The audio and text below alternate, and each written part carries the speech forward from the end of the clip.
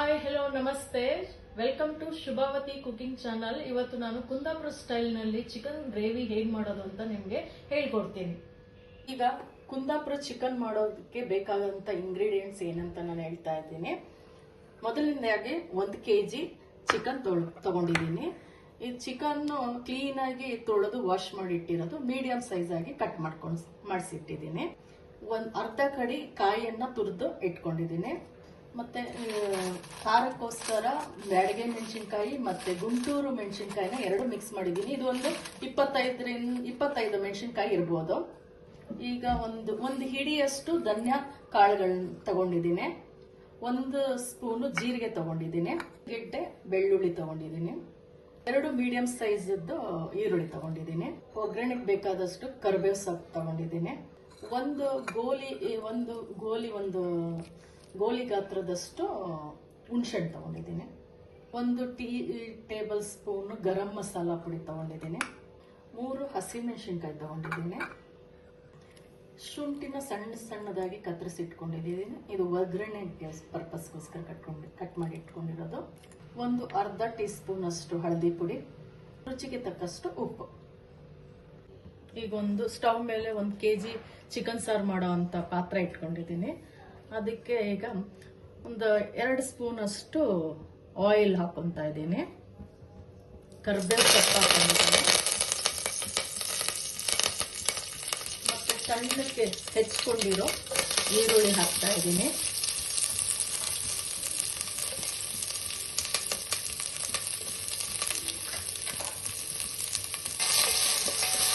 ಈರುಳ್ಳಿ ಸ್ವಲ್ಪ ಕಂದು ಬಣ್ಣ ಬರೋವರೆಗೂ ಹುರಿಕೊಳ್ಳಿ.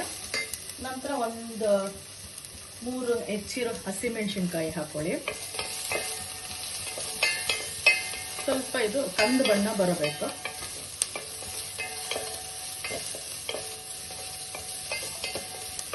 ಈಗ ಚಿಕನ್ 1 kg ಚಿಕನ್ ಕಟ್ ಮಾಡಿ ತೊಳೆದಿರೋ ಪೀಸ್ಗಳನ್ನ ಹಾಕ್ತಾ ಇದ್ದೀನಿ.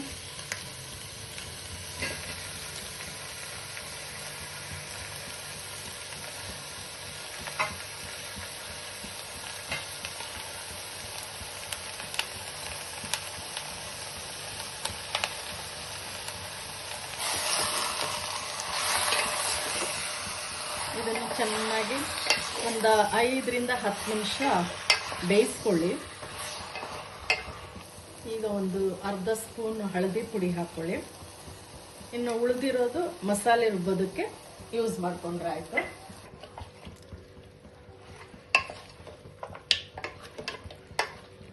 ಸ್ವಲ್ಪ ನೀರು ಬಿಟ್ಕೊಳ್ಳೋವರೆಗೂ ಇದನ್ನ ಸ್ವಲ್ಪ ಮಗ್ಚಾಕ್ತಾ ಇರಿ, ಇಲ್ಲಾಂದ್ರೆ ತಳ ಹಿಡ್ಕೊಳ್ಳುತ್ತೆ. 1 ಟೀ ಸ್ಪೂನ್ ಅಷ್ಟು ಉಪ್ಪು ಹಾಕೊಂತ ಇದ್ದೀನಿ. ನೀವು ರುಚಿಗೆ ತಕ್ಕಷ್ಟು ಉಪ್ಪು ಹಾಕೋಬಹುದು. ನಾನು 1 ಟೀ ಸ್ಪೂನ್ ಅಷ್ಟು ಉಪ್ಪು ಹಾಕೊಂಡಿದ್ದೀನಿ. ಇದೊಂದು 10-15 ನಿಮಿಷ ಹಿಂಗೆ ಬೇಯೋದಕ್ಕೆ ಬಿಡಿ. ಸೈಡಲ್ಲಿ ಇದಕ್ಕೆ ಹೆಂಗೆ ಮಸಾಲೆ ಮಾಡೋದು ಅಂತ ನಾನೀಗ ಹೇಳ್ಕೊಡ್ತೀನಿ. ನೋಡಿ, ನಾನು ಮೊದಲೇನೆ ಇದು ಚಿಕನ್ ಎಲ್ಲ ಈರುಳ್ಳಿ ಮತ್ತು ಹಸಿಮೆಣಸಿನ್ಕಾಯಿ ಜೊತೆ ಬೇಯಿಸ್ಕೊತಾ ಇದ್ದೀನಿ. ಯಾಕೆ ಅಂತ ಹೇಳಿದ್ರೆ, ನೀವು ಇದನ್ನು ಮುಂಚೆ ಮಾಡಿದ್ರೆ ಆಮೇಲೆ ನೀವು ಮಸಾಲೆ ಮಾಡ್ಬೋದು, ಮಾಡಿ ಇದು ಮಾಡ್ಬೋದು, ಟೈಮ್ ಸೇವ್ ಆಗುತ್ತೆ. ಇಲ್ಲಾಂದ್ರೆ ನೀವು ಮಸಾಲೆ ಮಾಡಾದ್ಮೇಲೆ ಏನಾದರೂ ಚಿಕನ್ ಮಾಡಿದ್ರೆ ಲೇಟ್ ಆಗ್ಬಿಡುತ್ತೆ ಬೇಯೋದಕ್ಕೆಲ್ಲ. ಇದು ಒಂದು ಸೈಡಲ್ಲಿ ಬೇಯ್ತಾ ಇರುತ್ತೆ, ನೀವು ಈ ಕಡೆ ಮಸಾಲೆ ರೆಡಿ ಮಾಡ್ಕೊಬೋದು. ಈಗ ಒಂದು ಫ್ರೈಯಿಂಗ್ ಪ್ಯಾನ್ ಇಟ್ಕೊಂಡಿದ್ದೀನಿ. ಇದು ಮಸಾಲೆ ಹೆಂಗೆ ರೆಡಿ ಮಾಡೋದು, ಏನೇನು ಹಾಕಿ ಬಿಸಿ ಮಾಡಿ ಮಸಾಲೆ ರೆಡಿ ಮಾಡೋದನ್ನ ಹೇಳ್ಕೊಡ್ತೀನಿ. ಮೊದಲಿಗೆ ಒಂದು ಫ್ರೈಯಿಂಗ್ ಪ್ಯಾನ್ ಇಟ್ಕೊಂಡಿದ್ದೀನಿ. ಅದಕ್ಕೆ ಸ್ವಲ್ಪ 1 ಟೀ ಸ್ಪೂನ್ ಆಗೋಷ್ಟು ಆಯಿಲ್ ಹಾಕೊಳ್ಳಿ. ಆಯಿಲ್ ಬಿಸಿ ಆಗಿದೆ. ಈಗ ಈರುಳ್ಳಿ ಸೇರಿಸ್ಕೊಂತ ಇದ್ದೀನಿ. ಈರುಳ್ಳಿ ಸ್ವಲ್ಪ 1-2 ನಿಮಿಷ ಹುರ್ಕೊಳ್ಳಿ.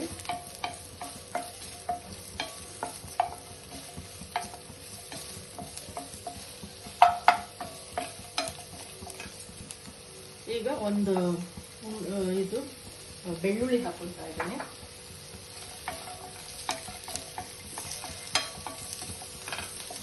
ಈರುಳ್ಳಿ ಬೆಳ್ಳುಳ್ಳಿ ಸ್ವಲ್ಪ 5 ನಿಮಿಷ ಹುರ್ಕೊಳ್ಳಿ. ಸ್ವಲ್ಪ ಸ್ಮೆಲ್ ಹೋಗೋವರೆಗೂ ಹುರ್ಕೊಳ್ಳಿ. ಆಮೇಲೆ ಇದಕ್ಕೆ ಬ್ಯಾಡಗೆ ಮೆಣಸು ಸೇರಿಸ್ಕೊಂಡು ಹುರ್ಕೊಂತೀನಿ. ನಾನು ಎಲ್ಲ ಮಸಾಲೆ ತೋರಿಸಿರೋ ಇಂಗ್ರೀಡಿಯೆಂಟ್ಸ್ ಒಟ್ಟಿಗೆ ಹುರ್ಕೊಂತೀನಿ, ಸಪ್ರೇಟ್ ಆಗಿ ಏನು ಹುರ್ಕೊಳ್ಳಲ್ಲ.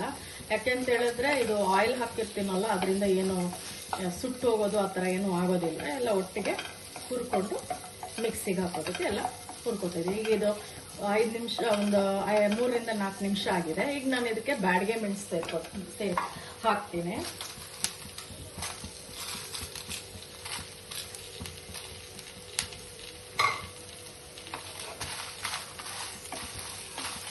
ಇದನ್ನು ಅಷ್ಟೇ ಸ್ವಲ್ಪ ಫ್ರೈ ಮಾಡ್ಕೊಳ್ಳಿ. ಫ್ರೈ ಆದಮೇಲೆ ಎಲ್ಲ ಒಂದೊಂದೇ ಸಾಮಾನು, ಧನ್ಯ, ಜೀರಿಗೆ. ಈಗ ಧನ್ಯ ಕಾಳು ಹಾಕ್ತಾ ಇದ್ದೀನಿ, ಮತ್ತೆ ಜೀರಿಗೆ, ಸ್ವಲ್ಪ ಹಳದಿ ಪುಡಿನೂ ಸೇರಿಸ್ಕೊತಾ ಇದ್ದೀನಿ. ಒಂದು 5 ನಿಮಿಷ ಫ್ರೈ ಆಗಿ ಇದು.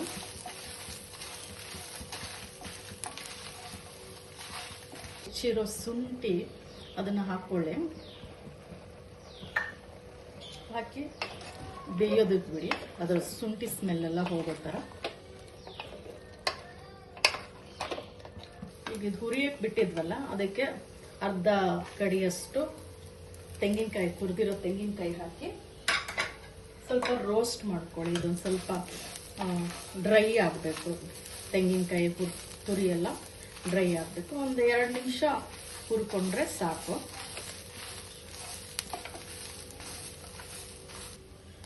ಈಗಿದು ಹುರಿದು ಆಗಿದೆ. ಇದೊಂದು ಸ್ವಲ್ಪ ತಣ್ಣಗಾದ್ಮೇಲೆ ಮಿಕ್ಸಿಗೆ ಹಾಕಿ ನುಣ್ಣಗೆ ರುಬ್ಕೋಬೇಕು. ಒಂದು ಚೂರು ತರಿ ಆಗಬಾರ್ದು. ನುಣ್ಣಗೆ ಪೇಸ್ಟ್ ಆದಮೇಲೆ ಇದನ್ನು ಚಿಕನ್ಗೆ ಸೇರಿಸ್ಬೇಕು. ಕೊಂಡು ನುಣ್ಣಗೆ ರುಬ್ಬಬೇಕು.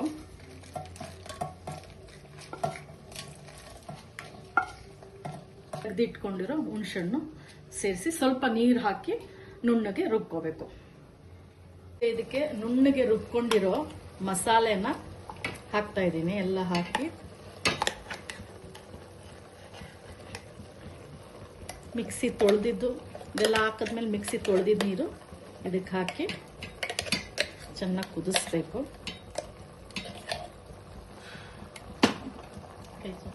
ಈಗ ಮಿಕ್ಸಿ ತೊಳೆದಿದ್ದ ನೀರನ್ನು ಸಹ ಇದಕ್ಕೆ ಹಾಕಿ ಬೇಯಿಸ್ಕೊಂತೀನಿ.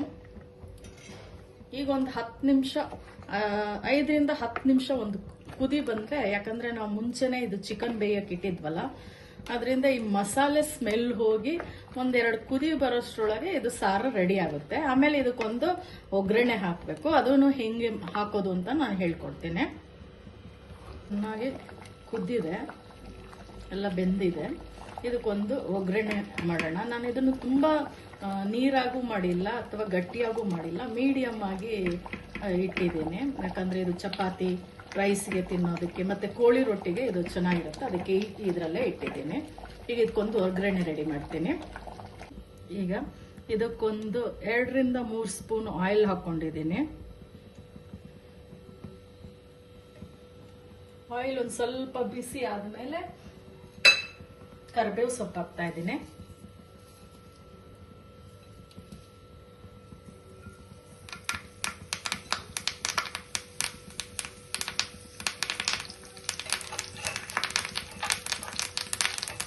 ಕರಿಬೇವು ಸೊಪ್ಪು ಪಟ ಅಂತ ಆದಮೇಲೆ ಈರುಳ್ಳಿನ ಹಸಿಸ್ಕೊಂಡಿರೋ ಈರುಳ್ಳಿನ ಹಾಕ್ತಾ ಇದ್ದೀನಿ.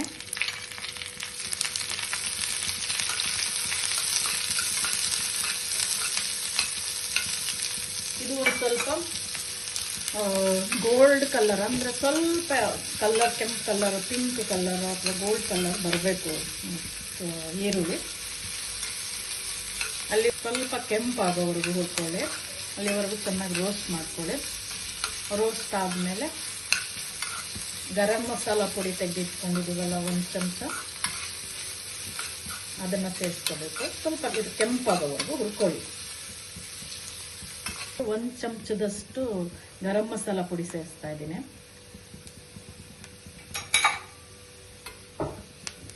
ಈಗ ಇದು ಒಂದು ಪರಿಮಳ ಬರೋಷ್ಟು, ಇದು ಗರಂ ಮಸಾಲ ಪುಡಿ ಹಾಕಿದ ತಕ್ಷಣ ಒಂದು ಪರಿಮಳ ಬರುತ್ತೆ, ಅಲ್ಲಿವರೆಗೂ ಇದೊಂದು ಸ್ವಲ್ಪ ರೋಸ್ಟ್ ಮಾಡ್ಕೊಳ್ಳಿ.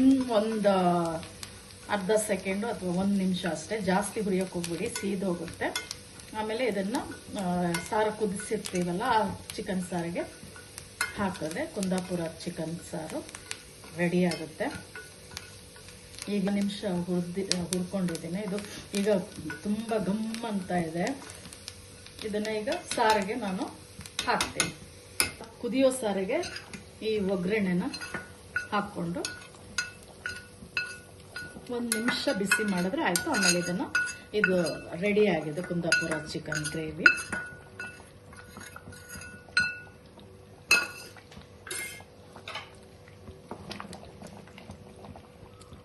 ನಿಮಿಷ ಬೆಂದರೆ ಇದು ಮಾಡಿದ್ರೆ ಆಯ್ತು ಅಷ್ಟೆ. ಈಗಿದು ರೆಡಿ ಆಗುತ್ತೆ.